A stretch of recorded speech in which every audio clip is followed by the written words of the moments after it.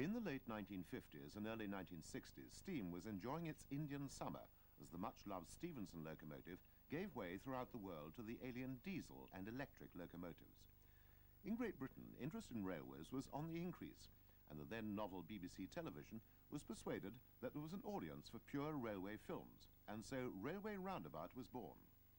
For 5 years, from 1958 to 1962, Patrick Whitehouse and John Adams filmed, edited and produced films about all aspects of railways, presenting 10 25-minute shows a year at 5:30 in the afternoon, ostensibly for children, but in time for many adults to tune in. The films themselves were carefully retained and are now part of our national heritage, being held in the care of the National Railway Museum at York. The programmes which form this series of 5 have been prepared from those original films, so we can all once again relive the great days of the Railway Roundabout. The final year of the BBC television series Railway Roundabout was 1962. 10 programmes a year were made, consisting of a number of short features linked by a professional BBC frontman, the actual commentary on the film being provided by Pat and John live in the studio. The production of sufficient material for a 25-minute programme every 4 weeks meant that whenever possible, 2 or more features were filmed on one visit. This occurred in 1962 when the cameras were taken to the Isle of Wight to film the Adams Class 02 tanks, which were the mainstay of the island's services from the 1920s to the end of steam in 1966. The first film was to introduce the locomotives. It was an example of the team's shed visit films, which enabled a considerable number of locomotives to be seen in a short time, giving the opportunity to examine various features of the engines themselves, which accorded well with the principal interest of the show's young audience, the collection of locomotive numbers, the much maligned hobby of loco spotting. The main locomotive shed in the Isle of Wight was at Ryde St John's Road, where locomotive number W32 was seen being serviced. These engines were numbered in a separate series, with the prefix W, which had not changed since the early days of the Southern Railway. It was a throwback to the system used to distinguish the locomotives at various constituent parts of the Southern, when the original numbers were retained, with the addition of a letter, A for Southeastern, B for Brighton, E for Southwestern, and W for Isle of Wight. When the mainland lists were consolidated in the early 1930s, the Isle of Wight remained as it was. The same happened in 1928 when railways were nationalised and all mainland engines were again renumbered. This separate number series served to highlight the special nature of the island railway system. Its atmosphere was gradually becoming more appreciated by railway enthusiasts in the early 1960s. As Victorian tank engines disappeared from British railways, their exclusive use on the island became the focus of much attention. They were kept in immaculate condition, and the pride of the local railwaymen was obvious. All engines were named after local towns and villages, which further heightened their interest factor. Other features distinguished the engines. All were fitted with Westinghouse air brakes, which necessitated air pumps attached to the smoke box, and large air reservoirs on the tops of the side tanks. All were of Class 02 and had started life on the London and South Western Railway as light 044 tanks for lighter suburban duties and country branch lines. They were transferred to the Isle of Wight between 1923 and 1949, a total of 23 working on the system. This engine, number W28 Asher, had been one of the 1926 transfers that worked to the end of steam on the island in 1966.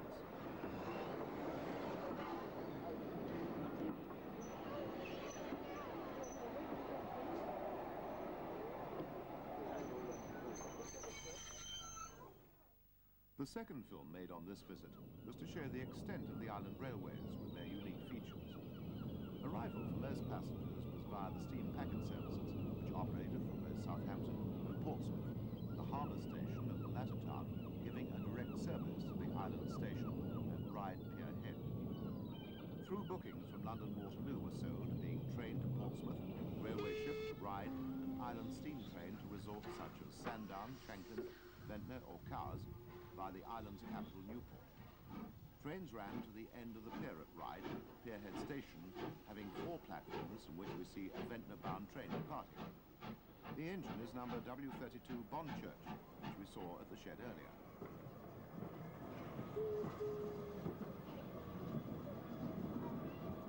The pier also boasted a tramway operated by a pair of Drury rail cars.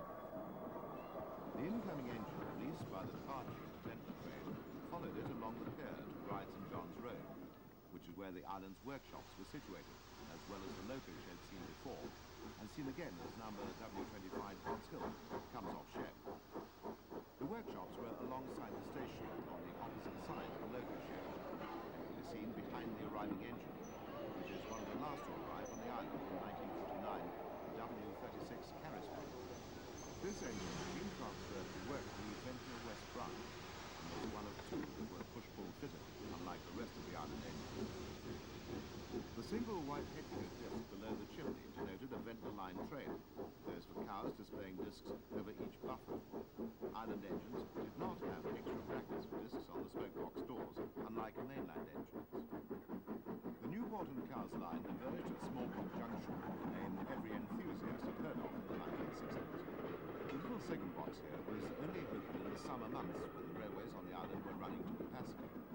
Holiday traffic was the mainstay of their activities, as there was very little traffic originating on the island itself. Shanklin and Sandown were principal holiday resorts, and some trains, such as this one, were terminated here during the summer.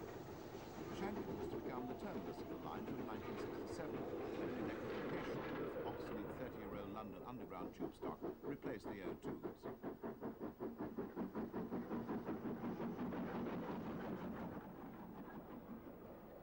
With this short train ready to return, a Ventnor-bound train can come in, headed by W16 Ventnor herself. The age-old tradition of changing the tokens takes place, and Bonchurch can return to Ryde. All island engines face south, there being no turntables on the island at all. Tank engines having performed all services since the railways began here in 1862. The only gradient of any note on the Isle of Wight came between Shanklin and Roxton, the only intermediate station before Ventnor. App's Bank was 2 miles long, and its gradient varied from 1 in 190 to 1 in 70 in steepness. The railway here veered inland to gain height, and passed through the town of Roxton. Originally a halt had been built here, but this had been enlarged into a full station by the Southern Railway in 1925. The passing loop had been installed to ease traffic congestion, and the traffic was heavy in the summer season. Note the number 14 over the locomotive's left-hand buffer. This was the locomotive's duty diagram, a feature used on heavy traffic days, such as summer Saturday, when a very intensive service was operated. The departure in the southerly direction was also up a fierce gradient, at 1 in 88. Note the coaches. Part of the attraction of the island railways to the enthusiast was the vintage stock from the Southern Railway's constituent companies. Ventnor Station was the island's southern terminus, perched above the little Victorian seaside town. It was set in a deep chalk cutting and was 294 feet above sea level. The cutting sides had caves carved into them. These had served over the years as stores for the local coal merchants. All engines had to run round here and take water. There was never an engine shed at Ventnor, although stock was berthed here. The station had 2 platforms, although one track had 2 platform faces. The maximum length of trains was governed by the cramped site, 6 coaches and an engine being the limit that could be dealt with. Freight traffic was never heavy on the island, being mainly restricted to coal trains, coal being unloaded at Medina Wharf near Newport. At one stage, 060 tanks of the Brighton-class E1 had worked on the island, but since 1960 the O2 reigned supreme. Ventnor lost its services at the end of 1966, when steam finally left the British Railways island system.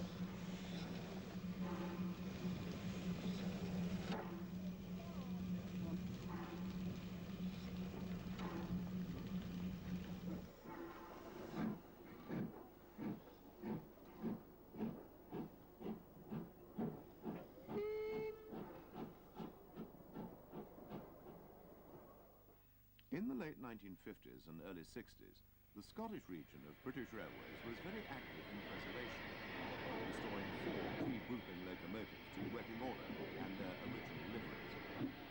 Perhaps the most notable case was the Jones Goods of the Highland Railway, whose claim to fame was that it was the first 460 locomotive designed to work in the British Isles, being preserved engine Highland Railway number 103, being the first of a class of 15 engines built in 1894.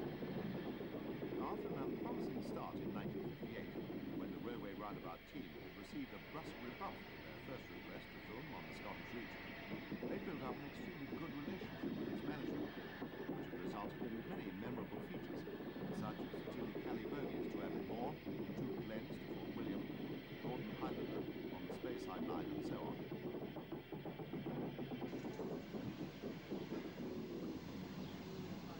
Pat and John had it in mind to kill 3 birds with 1 stone.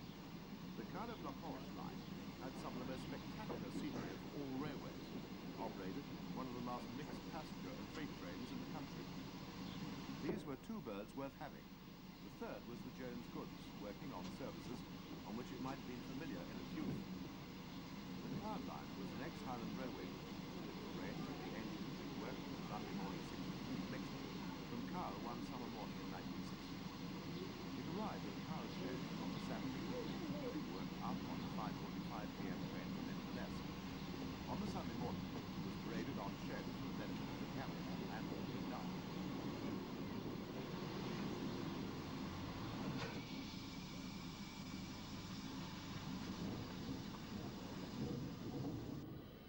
Carl's shed, like Ventnor on the Isle of Wight, was built into a cramped site in a steep cutting.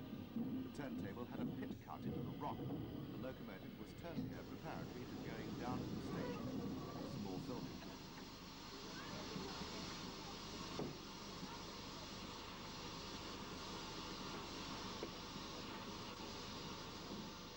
Perhaps surprisingly, the Carl turntable was a modern one, vacuum operated off the engine's braking supply.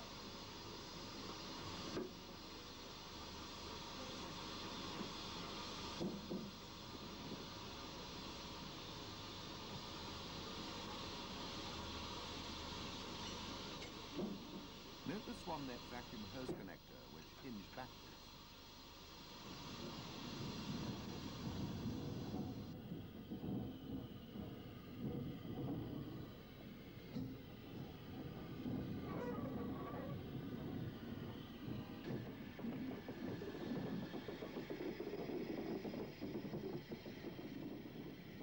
Cardiff-Loch was, and still is, the port for the steamers to the north part of the Isle of Skye and to the Hebridean Islands. Car and foot passenger ferries whisk tourists over a few hundred yards to Skye, and the railway terminus is situated right alongside the ferry jetty.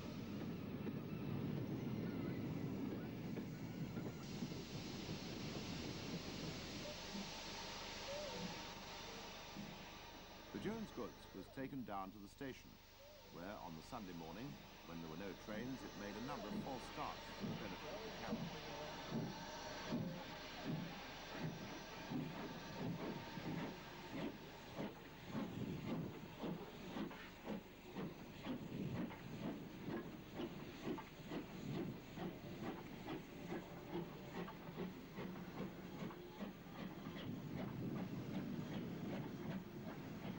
The stock of this mixed train consisted of a number of paddock wagons in front of a van and 4 coaches.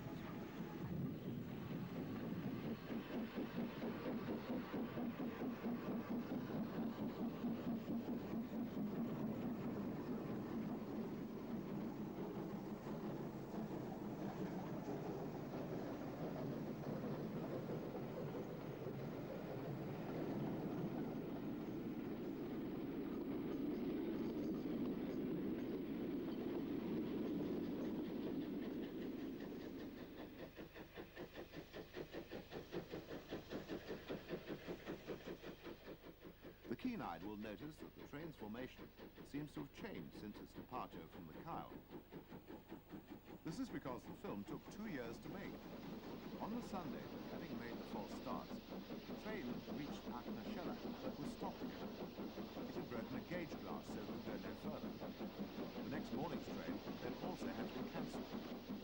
Since Pat and John only made the Railway Roundabout programs as an adjunct to their normal jobs and their hobby, they could not afford the time to await its repair. So it was over a year later, in 1961, when time became available to reorganize the trip to the Western Highlands and finish the film at the start of the previous year. It was then nearly another year before the completed film was shown on TV on the 25th of April, 1962.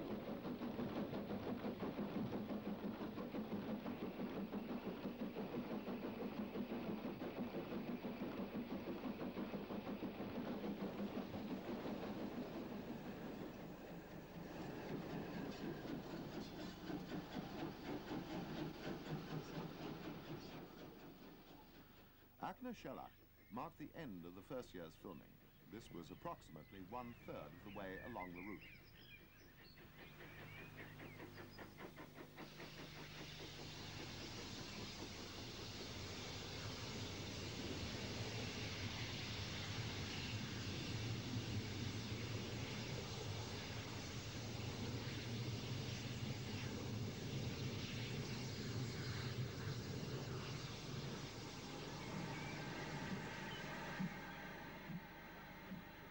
Note the louvered chimney. This was a characteristic of all Jones' designs. A special series of 440s were built for the Calais-Loch line, known as sky bogies.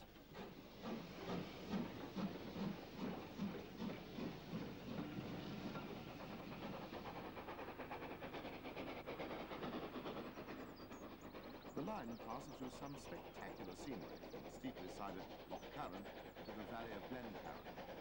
Note the goods brake van at the rear of this mixed train.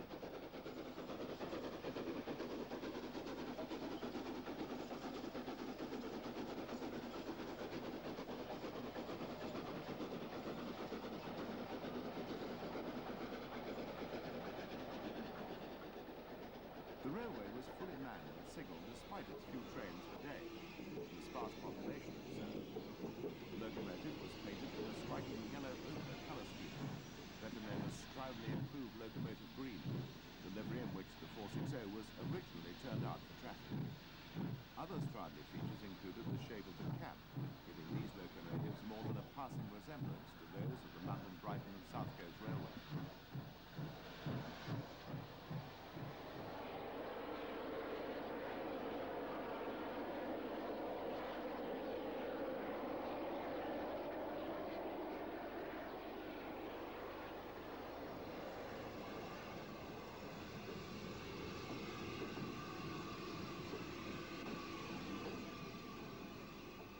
Although this was a normal service train, it was being run for the benefit of the cameras, so Patton had time to move their camera positions to record different angles.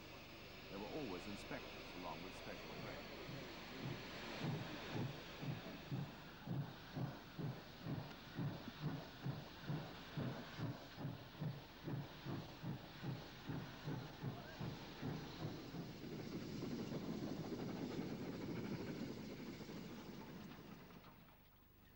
The final crossing point on the line was at Garth, where the first down train of the day was encountered, Black 5, on a goods train.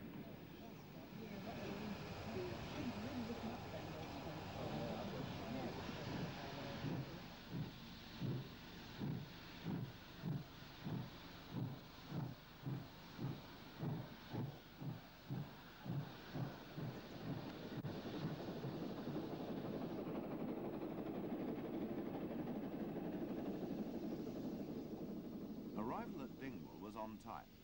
Behind the train is the junction for the far north line to Wick and Thurso, from where a train had already arrived and was seen standing on the platform as the Jones goods entered.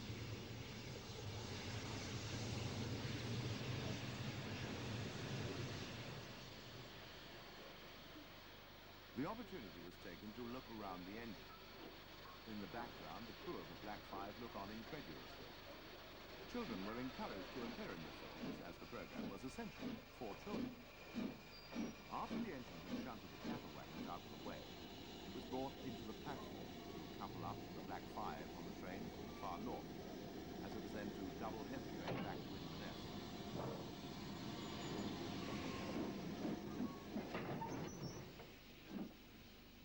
As the ensemble departs, it's just possible to see a Caledonian 440 on shed at Dingwall, as the locomotives pass the camera.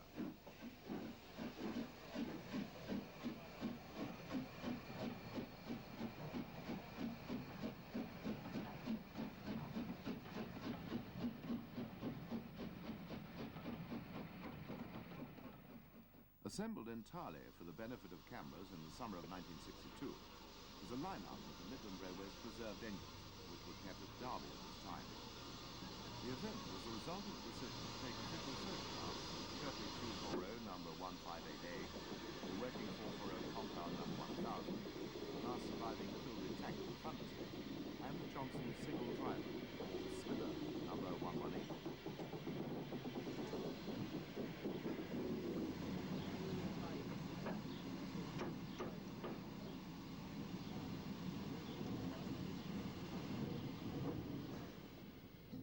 After they'd been photographed in Derby's yards, the compound shunted them to prepare for a journey to Worksworth, branch terminus always having been used as the official photographic location for the Midland Railway.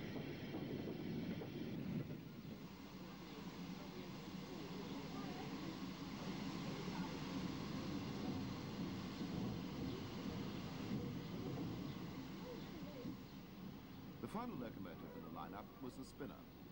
These single driving axle locomotives were an anachronistic product of Midland design practice in the late 19th century.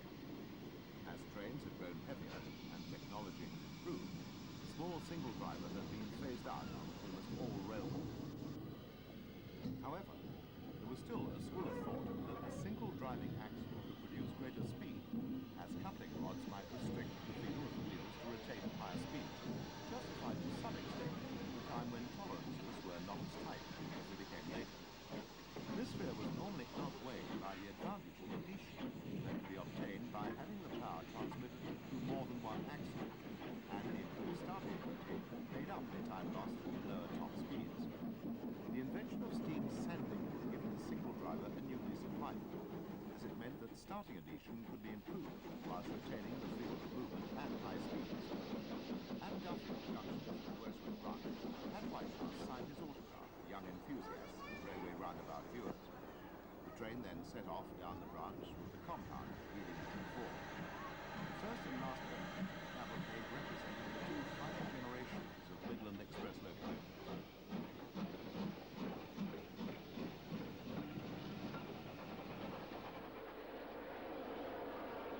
The Midland Railway became the leading outfit of single drivers. Johnson singles had a brief reign as the top express power in the 1890s. This fitted in well with the Midland's policy of short, frequent and fast trains. However, even the Midland stock grew heavily. The spinners were soon outclassed and being phased out in the first decade of the 20th century, replaced by the compounds and the smaller 440s. Most went then, all of them gone by the First World War, except number 118, retained for preservation, one of the earliest examples of a railway preserving its locomotives. The Johnson single was a later design than the small 240 number 158A, which was built to the order of his predecessor Matthew Curtin. These little engines were quite up with practice on other railways when they were introduced in the 1860s and 1870s. The other engine in green livery was not of Midland origin. It was the product of a Midland subsidiary, the London, Tilbury and Southend Railway. This was an outer London commuter railway, in which a series of 442 tank engine designs had operated all services since the 1890s. The preserved engine Thundersnake was one of the second series, built in 1909. Replaced on their native metals in the 1930s by larger Stanier designs, it found a useful role on former Midland branches until the 1950s when all were withdrawn, with the exception of number 18, which was restored in 1956 to take part in the LTSR centenary celebration. That was the only time she ever steamed after preservation. News of the presence of the television cameras had got out at Worksworth, and local schoolchildren were allowed along to the station to see both the locomotives and the filming. Nothing changes. Hey, Mum, look at me. I'm on the telly.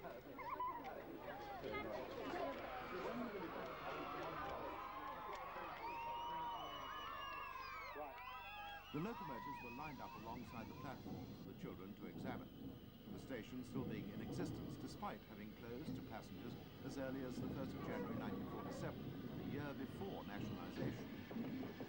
The locomotives were then shunted into the yard for the photographic session. Of course, the sun went in.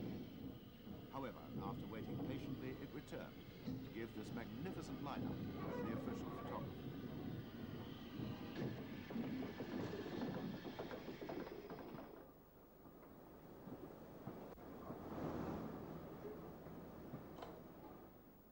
The private preservation scene was still in its infancy in 1962. Whilst Welsh narrow-gauge preservation projects had been the flavour of the 1950s, the 60s were to see standard-gauge lines taking prominence.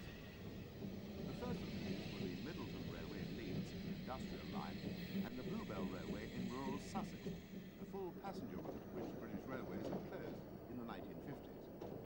Pat Whitehouse and John Adams visited the Bluebell in 1961 and 62 to record its early days, starting at its southern limit, Sheffield Park. The railway started its locomotive collection with a number of small ex-southern region tank engines, to each of the Stroudley Terriers, or Routers, class A1X, and the Southeastern and Chatham P-class 060 Dock Shunter. Stepney was one of the Terriers, a class with a complicated and fascinating history. The engines were very powerful in spite of their diminutive size, but survived in quite large numbers until the 1950s. They became very popular locomotives for preservationists. The latest arrival at this time was the Adams Radial Tank number 488. It had been withdrawn from its famous duties on the Lyme Regis branch on the 9th of July 1961 and dispatched to the Bluebell, who at first ran it in its British Railways lime black livery, with crests removed and its original London and South Western Railway number 488 on the mounted side.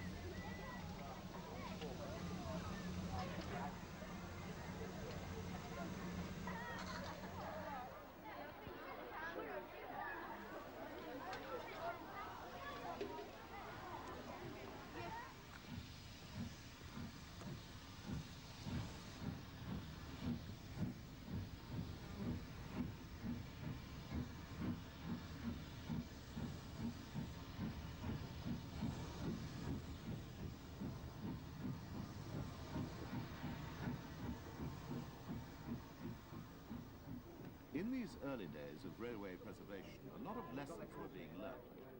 Since British Railways still ran steam in everyday service, and its stations and infrastructure hadn't changed a great deal since the beginning of the century, emphasis was on the preservation of the pre-gripping seam. It was also of importance to establish an individual identity for the railway, and to this end the locomotives were not necessarily painted in authentic liveries. Somewhat inevitably, this little Southeastern and Chatham Railway dock tank became the line's mascot, as it was painted blue and named after the railway. It had been built as SECR number 323 in 1910, to the designs of Harry Wainwright, a member of a class of 8 small engines originally to work light auto trains, as part of the railway's response to early bus competition. Many railways had built self-contained steam rail cars as the answer to buses, including the SECR. But these had not proved successful, leading to the provision of very small tank engines working with push-pull fitted stock. Unfortunately, these were little more successful, and the 8 P-class engines were relegated to pilot duties and dock shunting after a short while on their intended duties. The overhanging edges of the cab roof, known as the pagoda roof, were designed to allow drivers on suburban passenger duties to look out in foul weather with some protection, and this also proved a comfort for drivers on shunting duties. Enamel metal signs were still available for the closed British Railway stations. In an age when advertising is seen as a 15-second blip on our television screens, it's interesting to observe how much longer product life cycles were in another age. Those enameled signs lasted for decades, some for over half a century, and they bring back a sense of permanence, which was in tune with the perception of railways before the 1960s. The preservation movement was the product of a realization that railways were not permanent, and there was a certain feeling that it was already too late. But the Bluebell was in time to rescue a wide variety of Victorian relics just before the infamous beaching axe was wielded. The rundown and closure of the Bluebell and subsequent preservation had been a long drawn-out affair. If British Railways had had their way, it would have been completely torn up and scrapped long before anyone thought of preserving it. It was a through route from East Grinstead to Lewes, used as an alternative route to the main Brighton line on occasions. But in 1955, BR closed it, as it duplicated 2 other routes. However, clauses in the original agreement between the operating railway and its owners guaranteed certain stations a minimum of 4 trains a day. And in 1956, local residents forced BR to reopen the line, with the 4-train service. This BR did, calling at only the stations mentioned in the agreement, whilst obtaining special parliamentary powers to close the line, which took place again from the 17th of March 1958. The delay, however, had aroused the interest of enthusiasts, and the Bluebell Railway purchased a section from Sheffield Park to Orsted Quains in 1960. Orsted Quains was still used by British Railways, as it was a junction station for an electrified branch to Hayward's Heath, over which a number of through train specials run in the early days. This is the stock of the Blue Bell, coming onto BR metals in 1962, when the Adams tank had been repainted into its Adams pea green livery. The engine at the other end was another preservation first, as it was the first privately purchased standard gauge mainline locomotive, the Great Northern class J52-060 tank, bought by Captain Bill Smith from the Eastern Region in 1959. It had brought the special down from London on the Brighton Main Line, and had come to the Bluebell, over which it worked on the 1st of April 1962. The Adams tank attracted much interest, as it had a long and interesting career. It was built for the LSWR, sold to the Ministry of Munitions in the First World War, resold to the East Kent Railway after the war, and reacquired by the LSWR successor, the Southern Railway, in 1946 for use on the Lyme Regis branch. Its final days there were recorded in Railway Roundabout in 1960, so it was interesting for viewers to see it again in its preserved state. The through train used standard British Railway stock, and it stood by whilst an electric train came in from Havens Heath. This branch was to close on the 28th of October 1973, leaving the Bluebell isolated. It was to be near the turn of the century before the Bluebell was to have any hope of a BR connection once again, as in the 1990s, an extension scheme to rebuild the line back to East Grinstead was inaugurated. During this period, Horsell Keep remained BR property. Bluebell's line stopping short at the station. Access was permitted over BR metal, but this didn't allow any running round, why trains had locomotives at each end. After the closure of the electric branch, the railway had full access and control of Horsell Keep. The regular service train left before the special.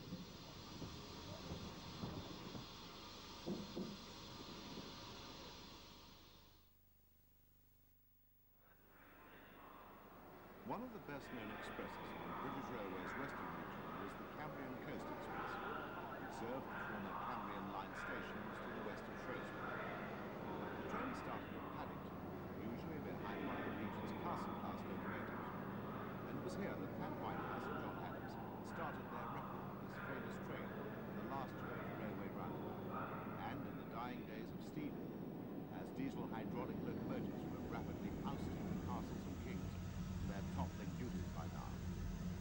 Locomotives were no longer kept in immaculate condition in the London area, although the filthy appearance of steam engines in the last years had not yet happened.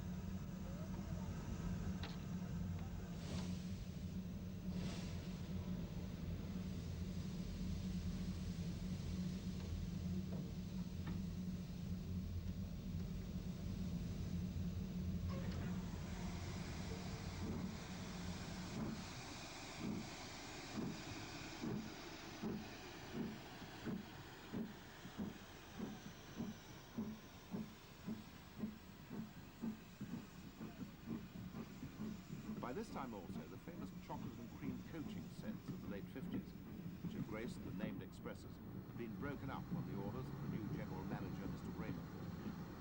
The film was the product of many days shooting.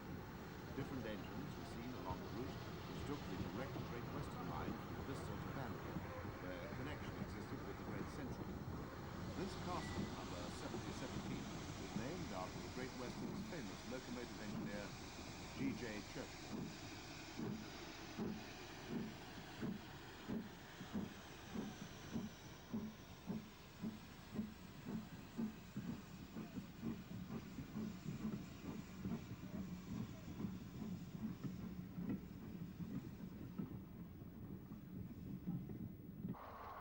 Unusually, the Cambrian Coast Express had a Hall-class mixed traffic engine on it on one occasion, and later a King, number 6019, King Henry V.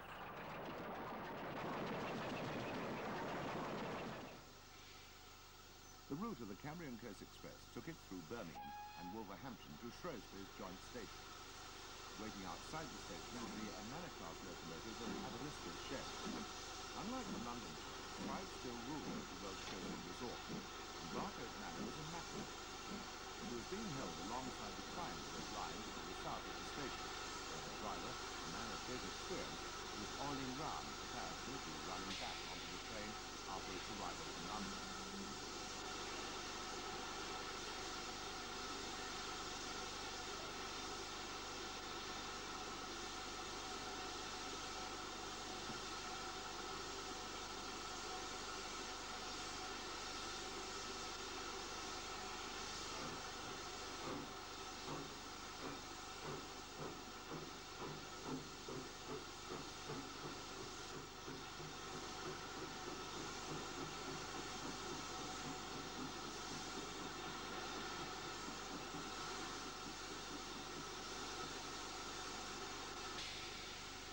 Note the storm sheet on the back of the cab. Great Western engines never had fully enclosed cabs, unlike those of the other mainline railways and British railways.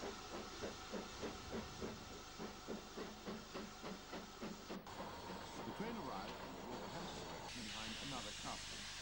Two visits were made here to film the sequence that followed the arrival of the train. Barcote Manor is seen alongside the train and then backing down onto the stop in the platform.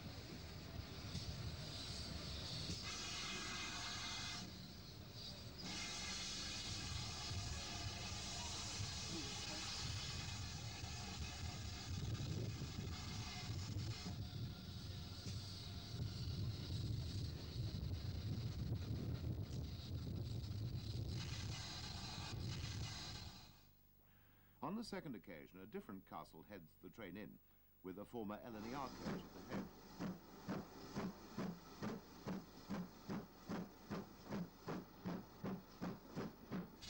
This time, Barcote Manor ran in from the sidings to the west of the triangle. She wasn't quite so pulled up, with the buffers showing signs of use.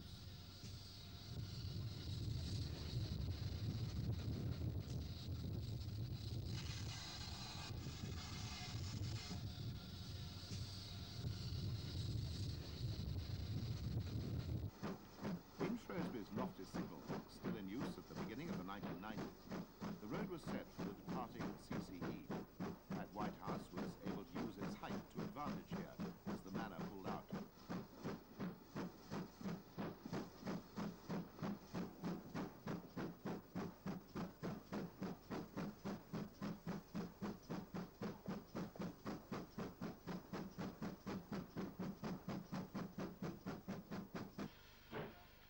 The Cambrian Main Line made a number of junctions on its way to the coast. At Moat Lane, the Mid-Wales line came in from Brecon and Tulliflin Junction. This line closed at the end of this year, 1962. A large engine shed was sighted here behind the platform.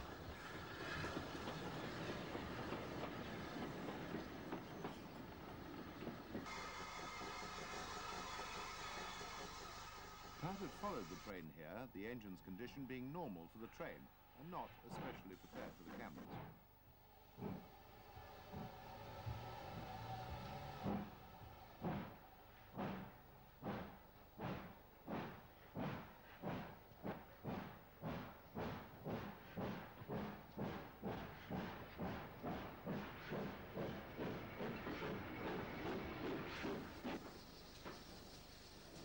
The most important intermediate station was at the Country, where the train was split into two halves. The arriving engine would take the first half onwards to its home base at Aberystwyth.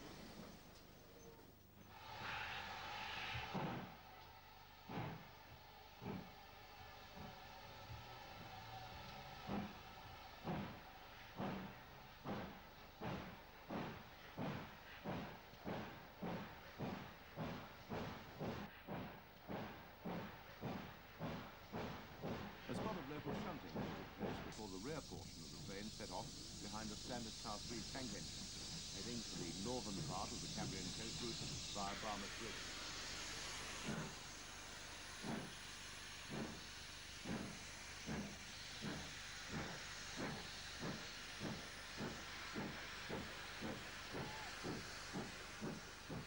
The same train is seen passing Aberdyfi Golf Course as it moves away from the Dyfi estuary to run along the coastal route to Barmouth.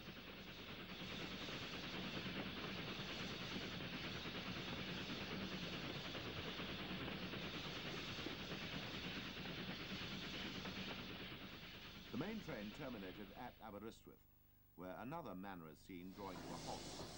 This 30-strong tug, lightweight horses was a familiar sight on Cambrian lines for 25 years. It worked alongside the famous double-train beach dock, which we saw in 1960. Many of them survive today, and they're popular preserved engines. One Hinton Manor stands at Aberystwyth again in 1987 and 1991. It's been special, harking back to the great days of Cambrian coastal trip.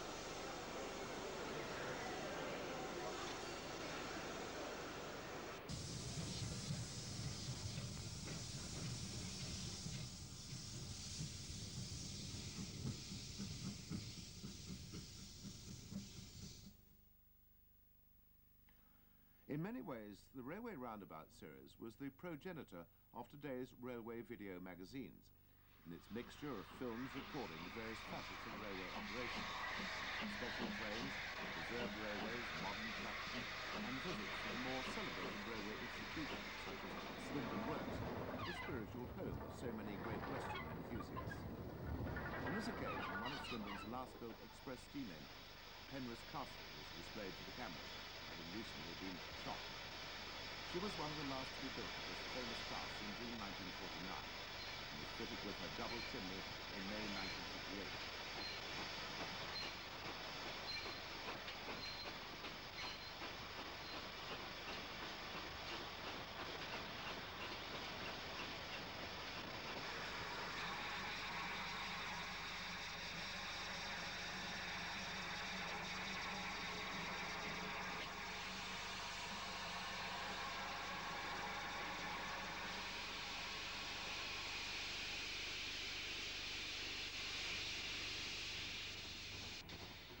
On the turntable is an engine with a Great Western name, but not a Great Western pedigree. For some time, the Western had been allocated a batch of British Railways Class 7 Pacifics or Britannias. Many were named after the original Great Western Star Class 460s, which had finally gone in the 1950s. This was the most appropriately named one for region, though men didn't really think Britannia should be the Western Star locomotive. The engine was one of those which had its original smoke-reflecting handgrills replaced by handgrills, following an accident with one of the class blamed on poor visibility caused by the defective, a feature not seen on native Great Western engines. The enemy was within. Swindon was also home to the warship diesel hydraulic class, which was to supplant the Britannias and Castles on the top expresses. By 1962, this was well underway. The hydraulics didn't last long, all being swept away in the 1970s in the interests of standardization on British railways. They'd represented the last flowering of Swindon's independence.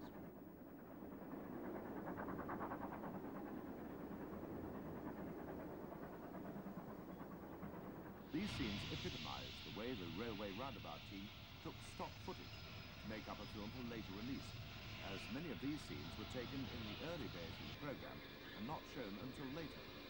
This Class 4700 is undergoing overhaul and is not being dismantled. Swindon's 2000th built locomotive is City of Turin, the famous 100-mile-an-hour 440 double framer, which had been restored to working order in 1957. Here she's seen outside her birthplace as locomotives of a different era speed past. An immaculate diesel shunter brings out an equally immaculate shunter of the previous era. This is one of the ubiquitous pannier tanks of the 5700 class. 4695 was one of the post-war built engines, originally emerging from these workshops in 1945.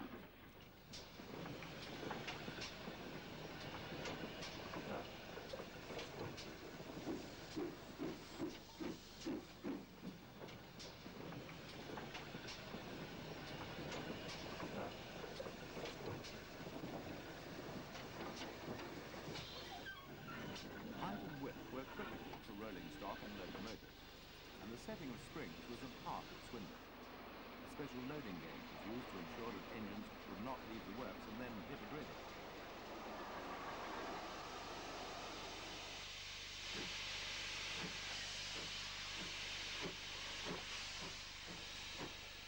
Not to be moved read the plate at the back of a London suburban tank, number 6116, seen at Swindon on an earlier occasion. This was the final flowering of a long line of large prairies, class having a higher boiler pressure than its similar system. All 70 were originally used on outer suburban work. One, number 6106, can still be seen today. The notice was very necessary, as it was a warning that men were working on the engine, adjusting the motion.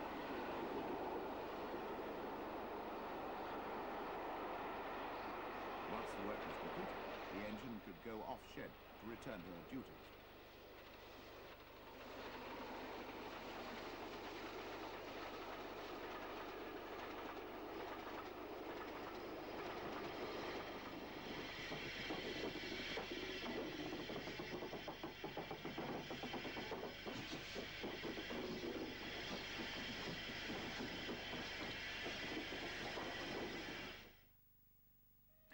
My final visit to the world of the railway roundabout takes us to the southern region's West of England main line at Seaton Junction, where bullied Pacifics still ruled the roost on mainline expresses. This was the last 100% steam main line in Great Britain, and was still under southern region control and unchanged since its heyday of the 1950s.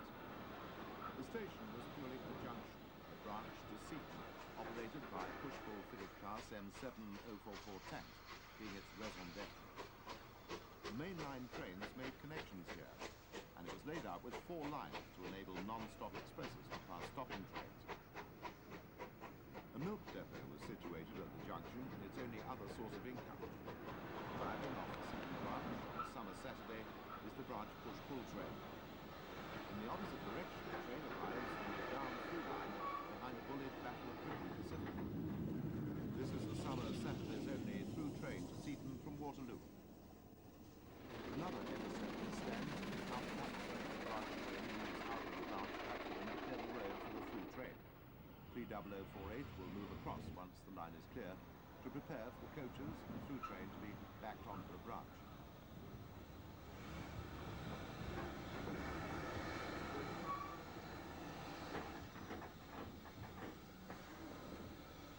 The bullied Pacific is uncoupled and moves off, while the train is taken on its way to Seaton, a short distance of 2 miles or so by train 7.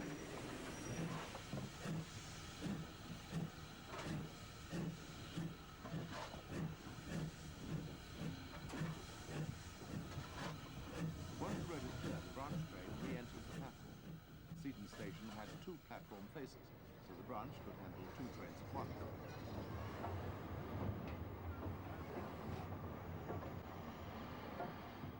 The Pacific had to await a path to carry on to Exeter. As there was no turntable at Seaton Junction, the engine was temporarily stabled in the sidings alongside the Seaton branch platform.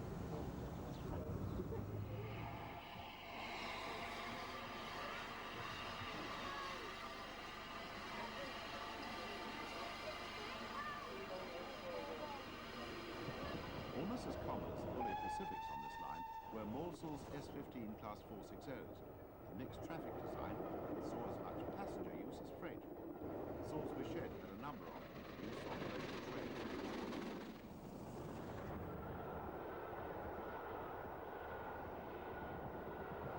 Another of the S15s illustrates the method by which the engines of the through trains would get onto Exeter. After the train had gone on to Seaton, another local train would call at Seaton Junction. The through train locomotive would then set forward and double-head the local train on to Exeter, giving it valuable assistance up Honiton Bank as a bonus. Note the large vacuum reservoirs on the top of the tender. This was a southern locomotive characteristic.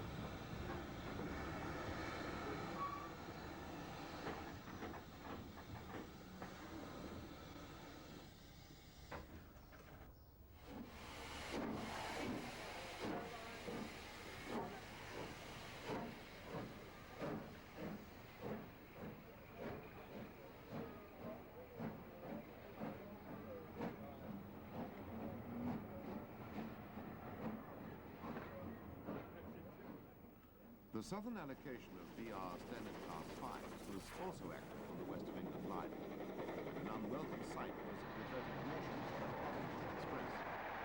2 years later, these diesels would take over all duties on this line. And in 4 years, Seaton Junction itself would be closed. Back on the branch, the M743 train returns to the junction, with the Pacific still awaiting a return car. We now see the pursuit of the train going back to London. In this instance, the train, complete with a buffet, is taken out onto the main line and added to the rear of an upper express in the cores of the station. This was common procedure on the southern lines of the West Country, with multi-portion trains picking up and setting down at obscure country junctions. On summer Saturdays, Waterloo received and sent through trains and coaches to virtually every small resort on the system. Those days are gone forever.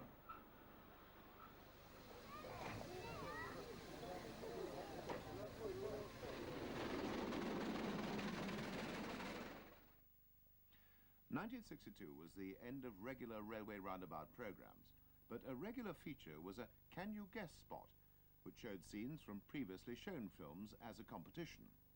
A number of these follow. Can you guess where they are? We saw an important express come in here from the carriage sidings. Here are some more views.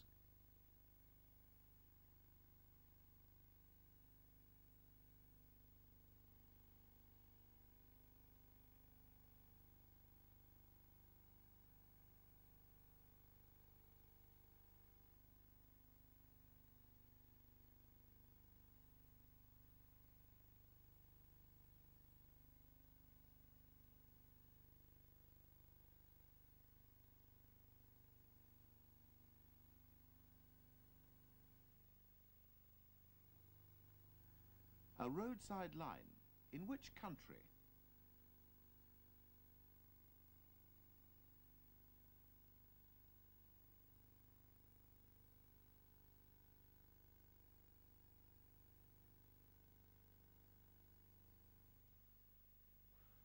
This class of engine was used for banking trains. These views show its rather interesting condensing gear. Where did we see these engines on banking duties? The next shot should help you decide as its replacements thunder up. What bank?